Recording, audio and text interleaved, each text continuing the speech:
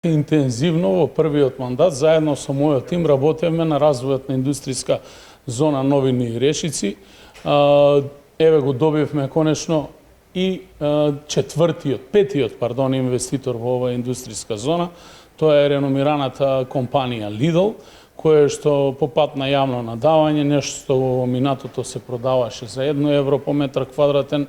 успеавме да постигнеме цена од 31 евро по метар квадратен или добивме вкупно уплата, тоа беше постигната цена околу 5,2 милиони евра, од кои 80% одат на општината, 20% одат на државата. Веќе парите се легнати на жиросметка, очекувам согласно административната процедура да се потпише договорот до крајот на оваа недела со инвеститорот, за да истиот може да отпочне со подготвителни работи на теренот. Во наш меѓусебен разговор со потенцијалниот инвеститор добивме негови укажувања согласно неговиот план дека во следните година, најдоцна до година и половина, планираат таму на таа локација да го изградат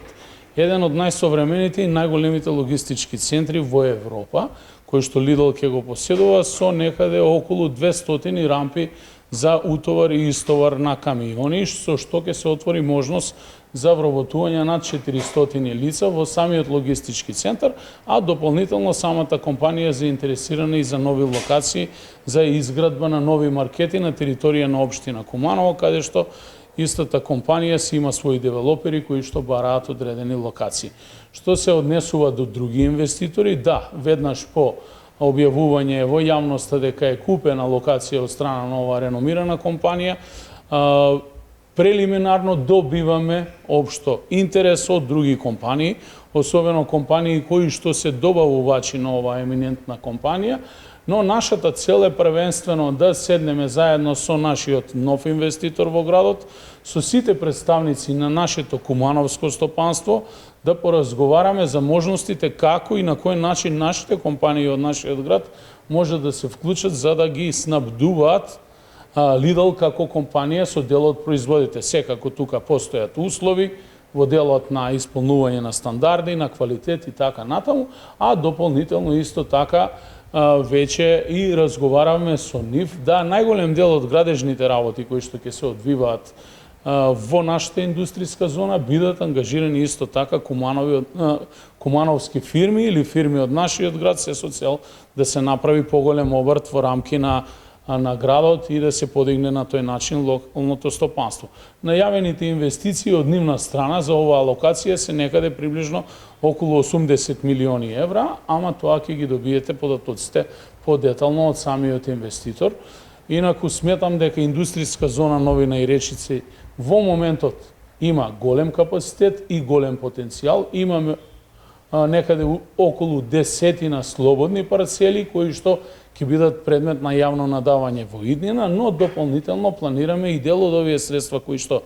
ги добивме да ги реинвестираме во индустријската зона за изградба на нова инфраструктура, пристапни патишта, атмосферска канализација, осветлување на зоната, со што по дефолт ќе се подигне и цената на метар квадратен на земјиште. Без разлика што постапката почнува од 1 евро по метар квадратен, но ете се докажа дека всушност вредноста на самата индустријска зона, доколку исправно и правилно се менаџира со претходно вложување од страна на општината, а морам да потенцирам дека тука со одредени скромни средства помогна претходно и државата, значи може да се постигне едно вакво високо реноме. Значи оваа локација Новини и Речица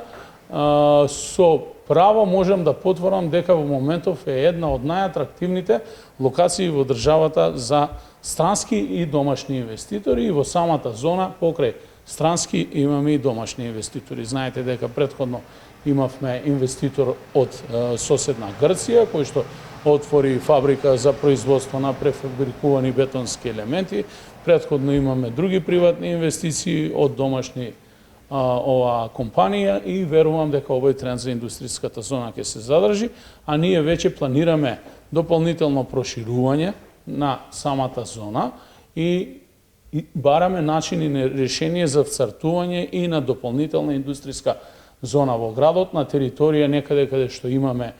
слободно државно градежно неизградено земјиште во близина на автопатот, како би можеле да создаваме повеќе вакви нови индустријски зони, бидејќи во рамки на новиот генерален урбанистички план кој што е во постапка, планираме постоечките индустријски зони кои што се веќе во градот и се населени и со граѓани да ги извадиме вон планското подрачје на градот.